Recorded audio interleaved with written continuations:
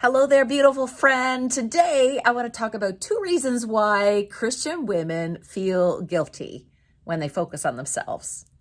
Good one, right? Welcome to my YouTube channel. This is the Tuesday Brew with Ann, where we explore all things relationship with Jesus and with each other. So get ready. This week's lesson on guilt, it's so prevalent in Christian women.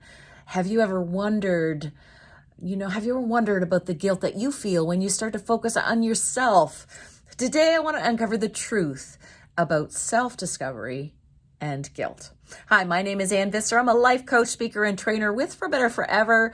I am passionate about helping Christian women to rediscover their voice, set healthy boundaries, and confidently express themselves, all while honoring their Christian values and their beliefs. If you're new here, if you're back again, would you say hello? Welcome to the Tuesday Brew with Ann. This is my weekly journal. So just take a second and introduce yourself in the comments. Say hello. I want to hear from you. Today, I am talking about why Christian women feel guilty for focusing on themselves.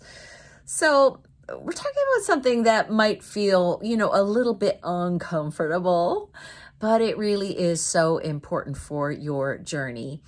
If you have spent your life caring for other people, always putting other people, their needs before your own needs, and now as your life is changing, as maybe your kids, they're getting older, and you see that your role as a mom is changing, you might feel this twinge of guilt about focusing on yourself.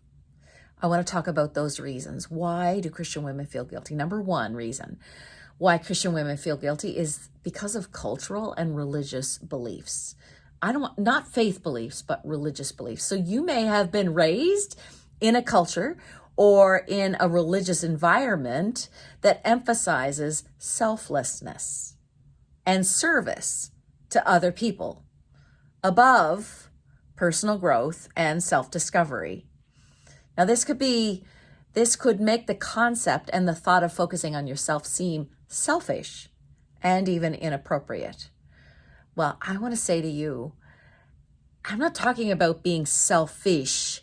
I'm not talking about being mean. I'm not talking about not caring and not loving. That definitely is not a godly thing to do.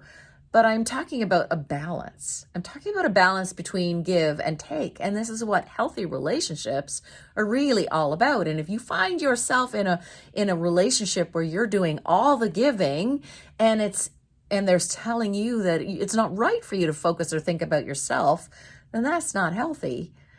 That's not healthy. Number 2 reason why Christian women feel guilty is a misunderstanding of what self-discovery really is.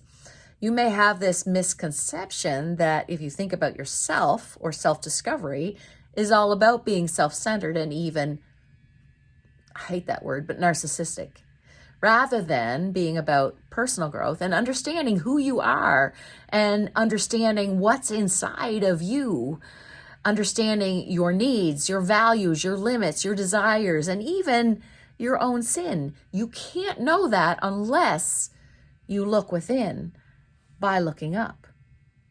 The truth of it is, self-discovery allows us to gain a deeper understanding of ourselves, of our emotions, of our experiences.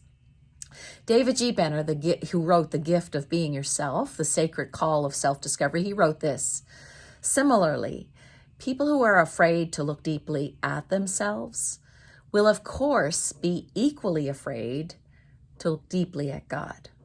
For such persons, ideas about God provide a substitute for direct experience of God. Meaning that people who are scared to look closely at their own thoughts, their own feelings, their own values, their own heart, they might be scared to look deeply into God himself. They might use their ideas about God as a replacement for actually experiencing a relationship with God. This could be because they're afraid of what they might find out about themselves or even about God.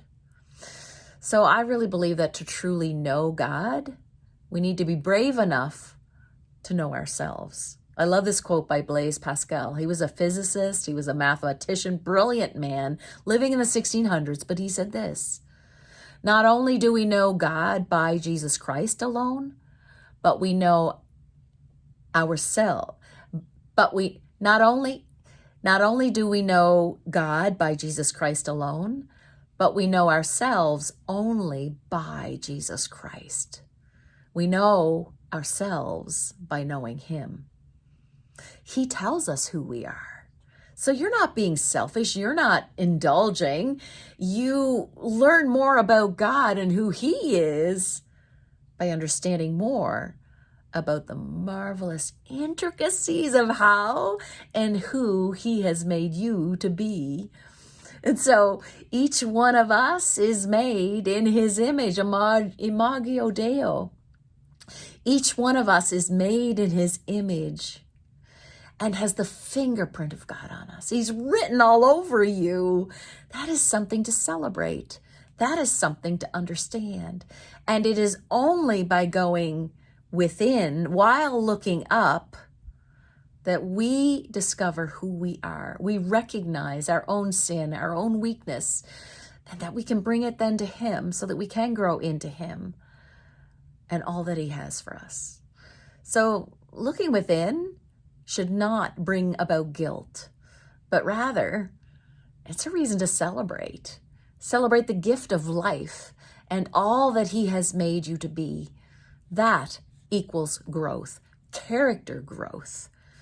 Therefore, it's not a luxury. It is a necessity. There's a verse that says, love your neighbor as yourself. But what if we've forgotten to love ourselves? Or if we've been guilted into thinking that ourselves, or if we've been guilted for thinking of ourselves or caring for ourselves. Looking within while looking up makes you a better woman, makes you a better wife, makes you a better mom, a better employee, a better client, a better teacher, a better business owner, a better manager, a better sitter, a better sister, a better manager, a better sister, a better daughter, a better leader, able to lead with compassion and competency. You've been a wonderful caregiver, always there for your people, for your kids. But you're not just a mom. You're a woman with dreams and passions and purpose that go beyond being a caregiver. Dallas Willard said this: the most important thing in your life is not what you do or the roles that you play, by the way, but it's who you become.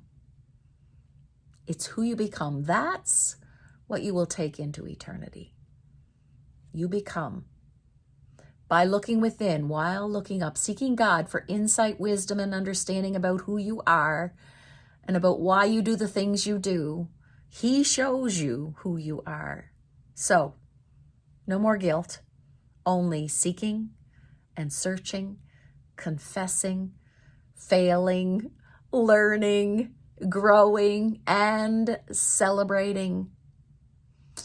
Don't let someone else pour guilt on you. Don't let guilt stop you from self-discovery. You were made by a creative God in the image of God, a God who loves you as his own because you are his own. You were made to find your identity in him far beyond what other people's approval of you is. So stop that needless guilt. Lean into his picture of who you are. Self-discovery by looking at the audience of one